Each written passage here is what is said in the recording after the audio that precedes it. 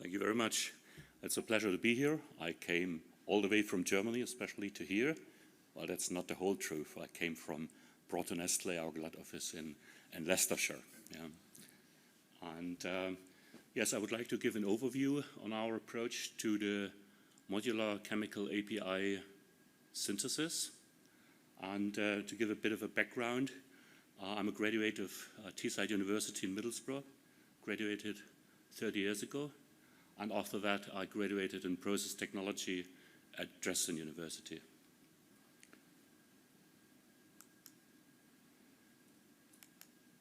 Just to give a short overview on Glatt Group and our engineering division, and then going into some project examples. From there to our modular approach and how we integrated that into our overall systematic workflow. And then going into a bit of the theory of modularization and what we see the trends could be for this kind of approach. So Glatt Group has about 3,000 employees worldwide. The headquarters is in Binzen, near Basel. So that's the German-Swiss border region. And Basel is just across the Rhine from our headquarters. I'm from the Dresden office, which is a large hub of 530 people. We have large offices in India, in Pune, about 500 people, in Delhi. And we have offices here in the UK, in Leicestershire. Keith is the manager of our offices here, and as well in Cork and Ireland, and in the US and in China. So I'm part of the engineering division of Glatt. Go a bit more into that. The largest and certainly most famous division is our process technology pharma equipment division, which is that one. In addition, we have a division for equipment and technology for the food, feed, fine chemicals industry. And we have a pharmaceutical services division, which also develops dosage forms and is a contract manufacturer as well. There are some further companies on their own label, some specialists for contract manufacturing, for electronics, calibration, validation, who support the other units or have their own business. So these are the main areas of activity of our engineering division. So of course pharma, but also biotech. As I said, food, feed, fine chemicals, and also the chemical industry. Certainly most focus of the fine chemicals here. But we also do things like fertilizer, special types of phosphate fertilizer in our own equipment, and those as turnkey plants. So our approach is very much process and technology driven, so we always come from the process, the equipment, the process around it. In pharma, of course, mostly in the clean rooms. Supply those with clean utilities, pure media, black media to support these, and the HVAC. Take care for layout and building, and do the overall project. Here are some of our customers and references. On the API side, so Aravi Pharma is an important customer, also in our region. It was the former Hexal, which was going to be a part of Sandoz and then Novartis, now split again up. But this was kind of a spun off by the original owners or the founders of the API business of Hexal. Yeah, Boehringer, B. Braun, Pfizer, Yongsung, Korea, their European project, Roche, DSM, a number of companies which are also active here in the UK. And I was pleased to see also the presentation of AstraZeneca. We did for them a large project in Eastern Europe as well. So here we see some examples. That is a multi-product chemical API plant in Radebeul near Dresden in Germany. So it has a number of trains, and the plant has been in the past years modified a number of times. The reason for that is, there was the ownership of Hexal, changing of the company to Aravi Pharma, which then later was bought by the Koreans of Yongsung. And new products, CMO activities. Then there was a pandemic. They are a main producer of one of the medicines that calm you down. I can't say the proper English word for that. And this is a factory API plant in a large pilot scale for Bayer. So they are transferring from the lab to this facility in Wuppertal. And that was the project, which also has 6 trains here, very flexible for new products, because here the further transfer to the launch phase is done, and there are coming a lot of new products through this plant all the time, so it has to be very flexible. I have to admit that the suspended railway was not part of the project. It has been there already before, like 100 years, so it is under really protection and cannot be disturbed in any way. Yeah.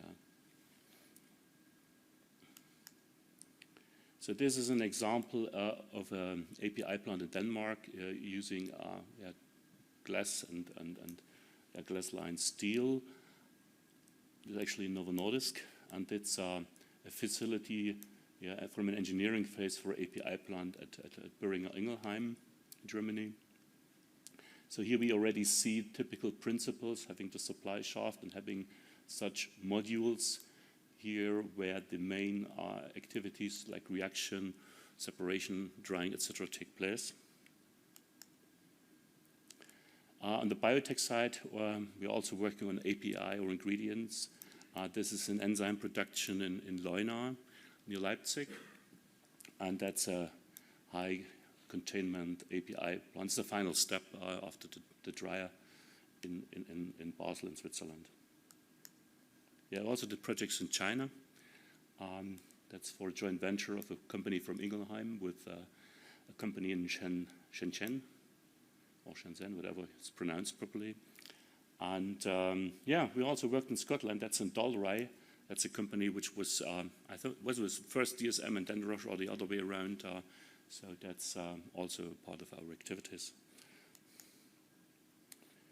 Biotech is becoming more important, not only for the pharma, but also for like renewable material ingredients and renewable chemicals, especially considering all like the carbon footprint requirements and discussion.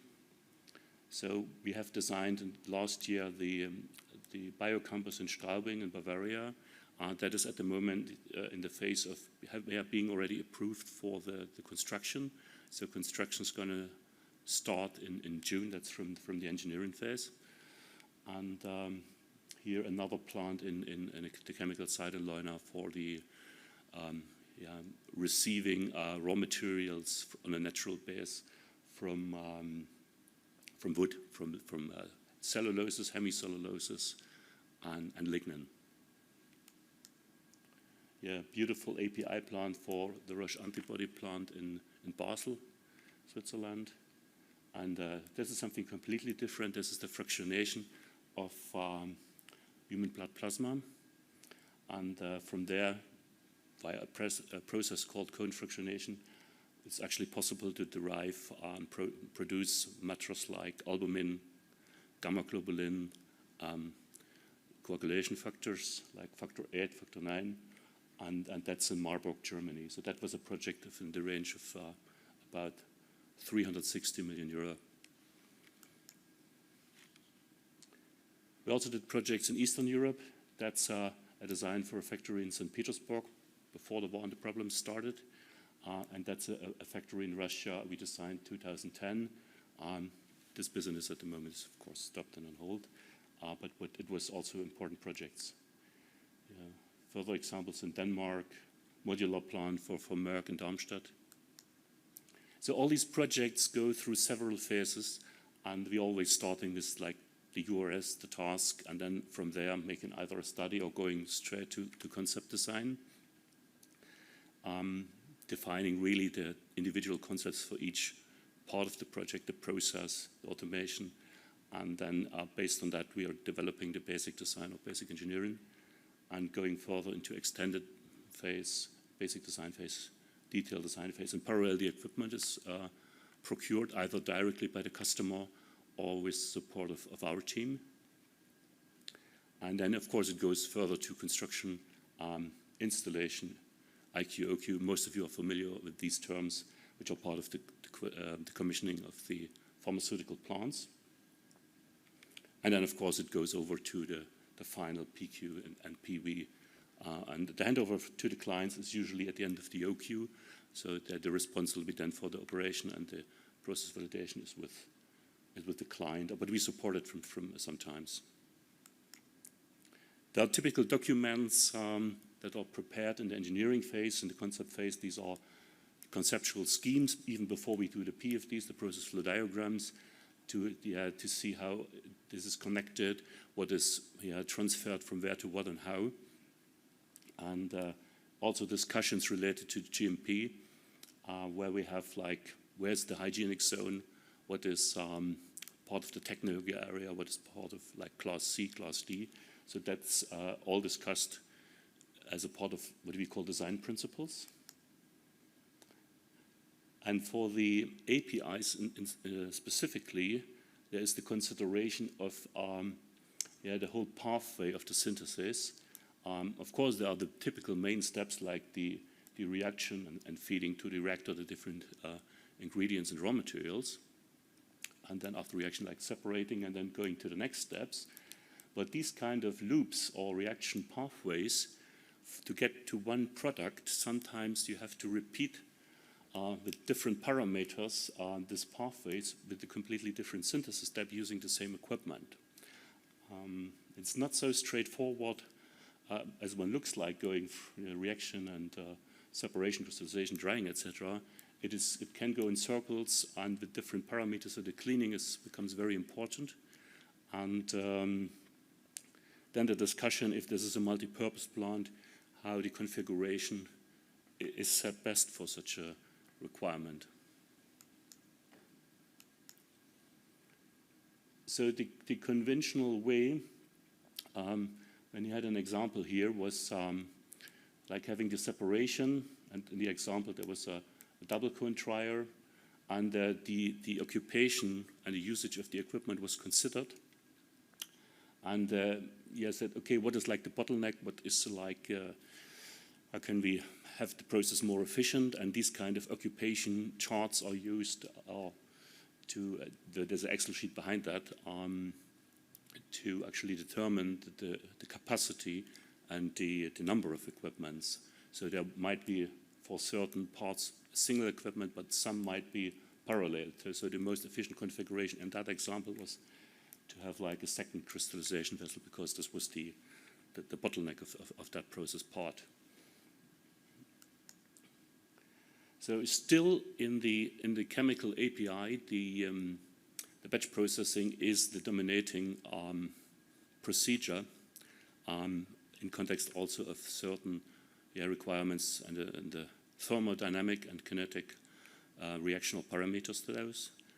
And in API, and especially in high potential API, the volumes are rather small. They use very specific materials, very often certain alloys, and we face different aggregate states, solid, liquid, gaseous, certain mixtures, etc. The upscaling of these reactions is limited. Sometimes you have to completely change the type of, for example, separator for these. And the cleaning and the overall, it has to interact with some intermediate process steps of intermediate products. Also, the GMP requirements can really vary. If you're coming to the final step, you have to already apply the conditions of the first step of the subsequent dosage form or formulation activity. For certain product groups, we have to apply containment. A lot of these reactions are using solvents, so we have to meet the safety requirements related, X-zoning, X-protection, and sometimes cleaning with water or with solvents does not work. Sometimes it's special agents that are used or special measures for the cleaning of the intermediates or the final products. So We discussed in certain examples where it was the requirement of a multi-purpose plant to have a train concepts, and in some cases the repeated loop from the process I showed in the beginning is not using certain steps. For example, if you go in the train 2 directly to crystallization. And what would this practically mean?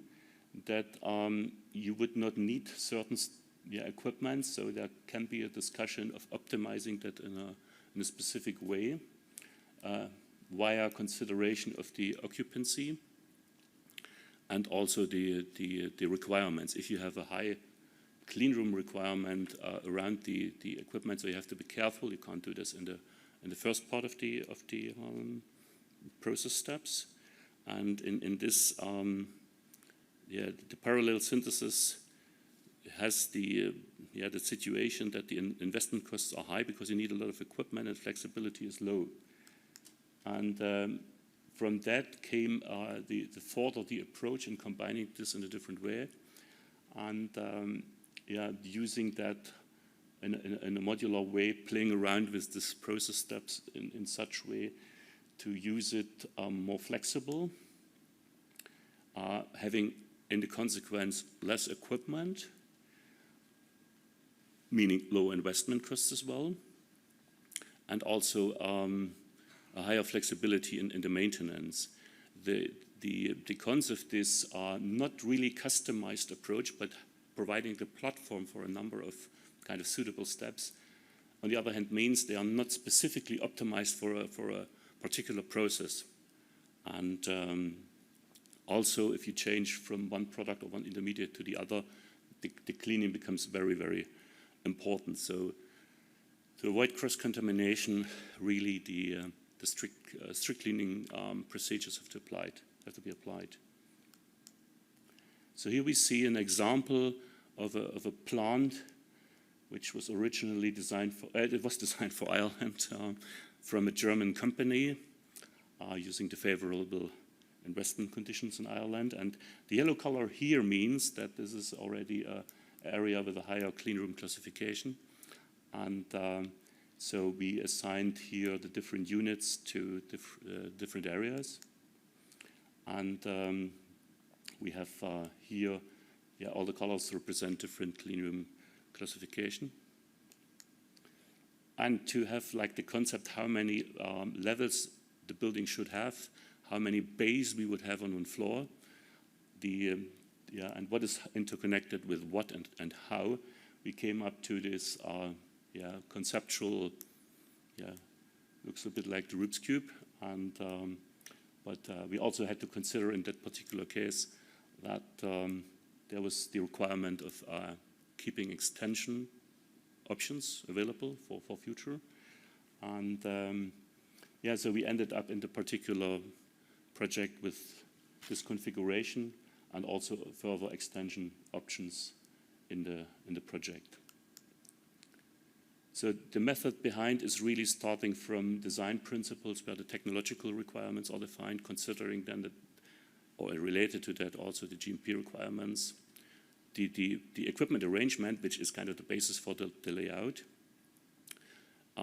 coming from the GMP requirements, structuring personnel, material flow, like you would do in any pharmaceutical or biotech plant, and in addition to really discuss the functional program, also support functions, supply, QA, QC, warehousing, etc.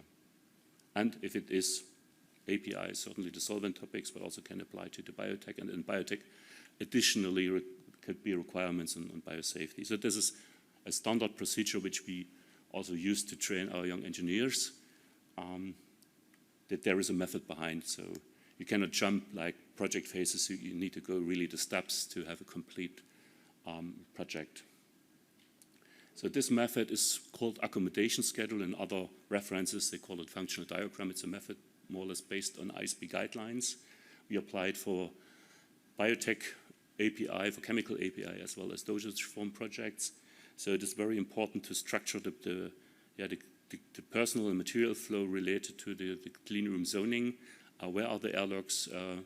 How is the flow? Before we actually discuss it on a specific layout, then start all the discussions like this is too big, this is too large, just having a logics behind that. So that's a key step in the initial project phases. So once having these bubbles in the previous slide are then supported with a specific equipment and all the periphery which is needed around. So we have a catalog meanwhile of so-called layout typicals or ideal blocks, and with those the space requirements already kind of integrated or come along. And so it is not just the main equipment, it's also like if there is a platform for service or maintenance and certain feeding tanks or pumps or whatever. So that's also considered in this block before it's actually used in this playing around to develop the layout. The same is happening in the vertical view, so that we make the vertical arrangement in sections. This is from an API plant. This is actually the one from Bayer in Wuppertal, showing the principles here. It's the main reactor level and other levels and whatever is there for feeding these or the support service and HVAC for the facility. That's a kind of a almost standard configuration here, but the specifics of that project was really a high flexibility. Inside there's a lot of specifically connected panels with kind of elbow tubes, pipes, and with automation or detection that is properly connected and that the cleaning cycles are kind of closed. Yeah, that's this project. And again, we see the beautiful suspended railway, which unfortunately stops just 100 meters down here, so you cannot directly enter the plant from the suspended railway. This is an example of a biotech plant where this method was applied using the blocks of the layout modules to make a first block layout without showing the details of the equipment, because the underlying space requirement is within the block, is within the module. In biotech nowadays, there's a lot of single use for certain products. It is possible to get also this kind of equipment in a very accurate CAD module from the suppliers. So it's very easy for the engineer to place it and to have real dimensions and work with that. And then later for the conceptual design documentation, the actual equipments are shown. This is from a simple Visio design concept. And that's an API example. This is more detailed, but it's also using the catalogs or the typicals. So we were able to actually very fast make a conceptual design with these. Considering also further requirements, like, as I mentioned already, expansion directions, inner reserves. That is from a project where it was already a bit tight, but there was really constrained. It was only allowed this length, this width, but we still had the requirement to fulfill, to have for future changes some reserve, and it was kept throughout the project. It was not sacrificed. So coming then from the concept, going into the basic engineering, it's transferred into the 3D. Sometimes in the concept, this is complicated. We already use the different routing for HVAC, which is consuming a lot of space, and the piping and cable trays into the 3D model and coordinated already in the conceptual design phase. And then going further into extended basic and detailed design, respecting the corridors, then we are detailing this out to a more detailed 3D CAD model.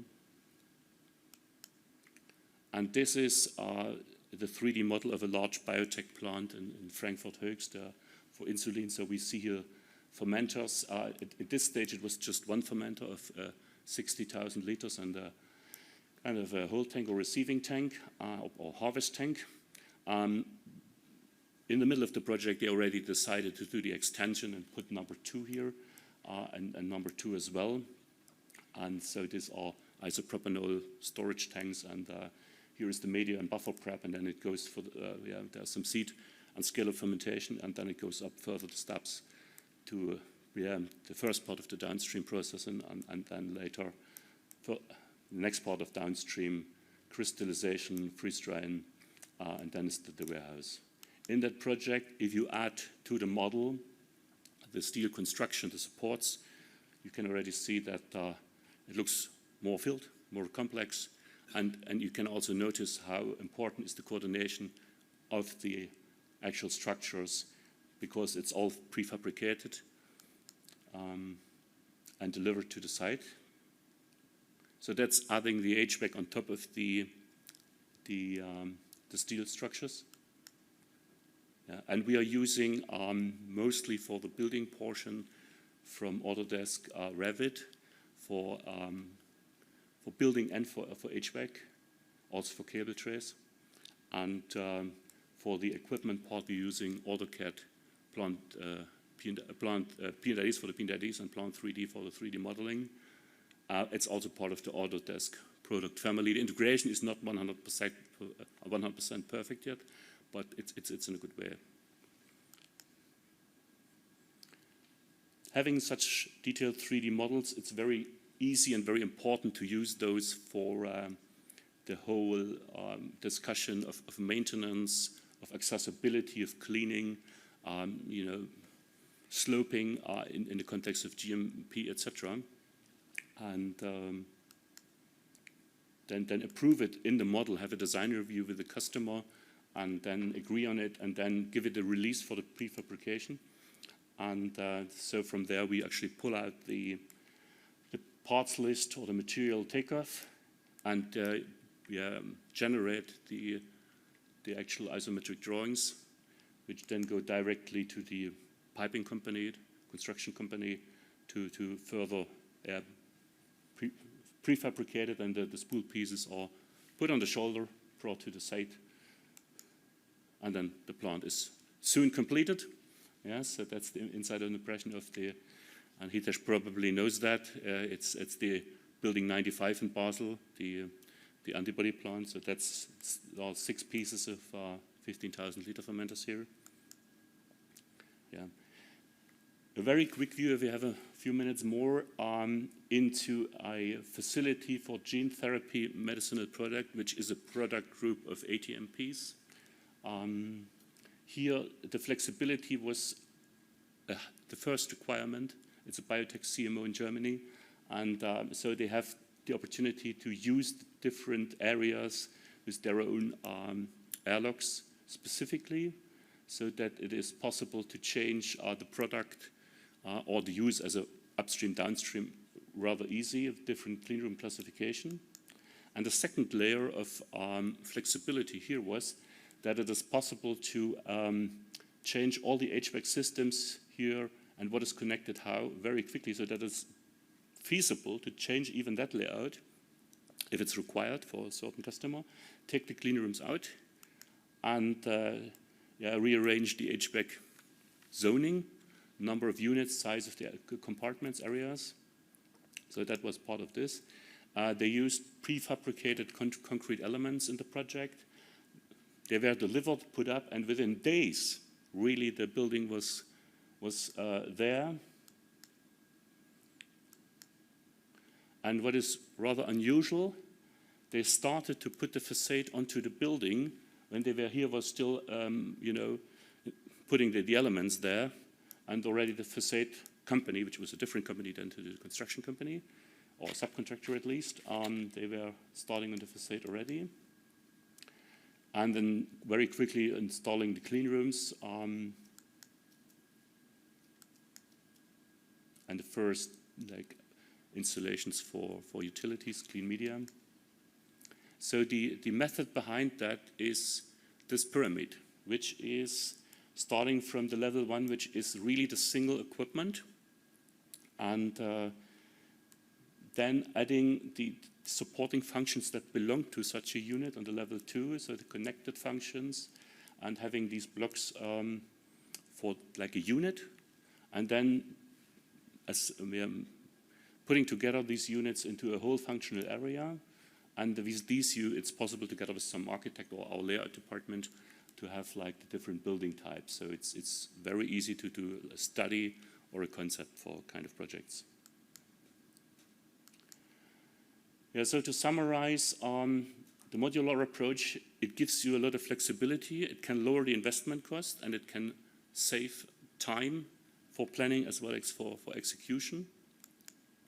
The cons of that is, if it shall be for a mono-product plant, it is not specifically optimized for that process or for that product.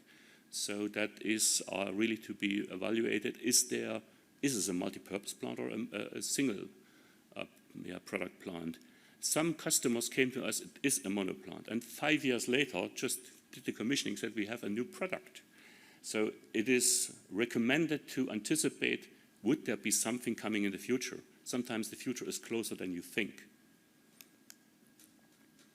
Yeah, that's what I said, that's the recommendation to consider at least the possibility that things might change in the future.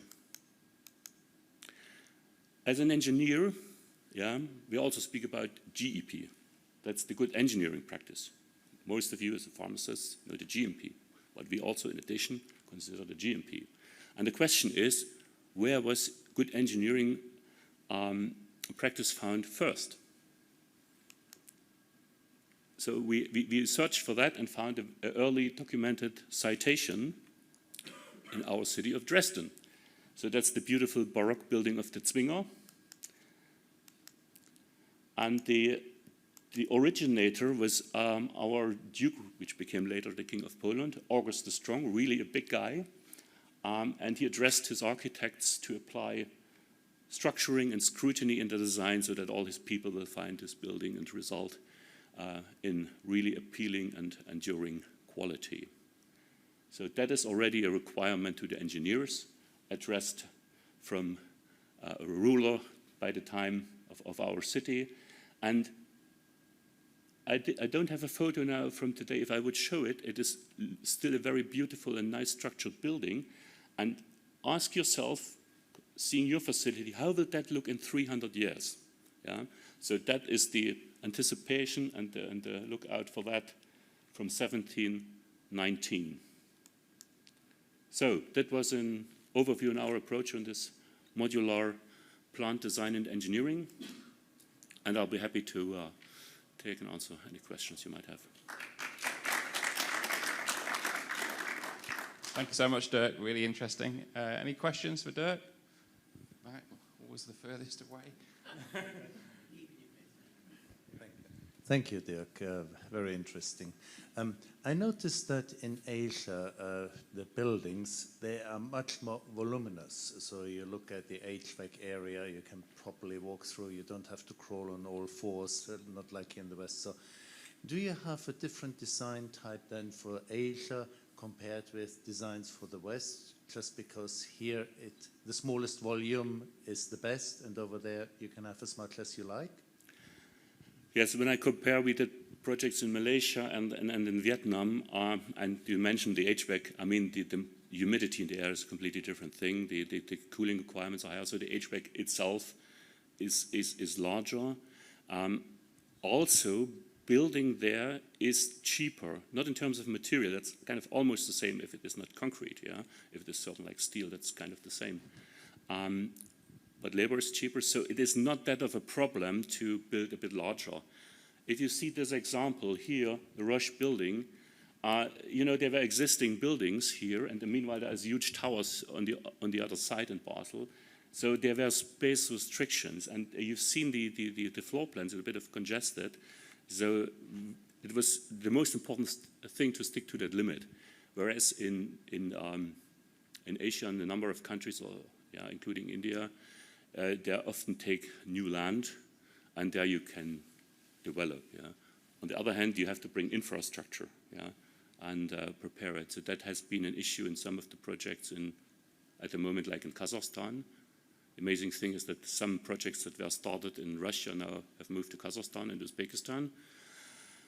And there is like advertisements for technoparks, etc., but the infrastructure is really lacking behind. Yes.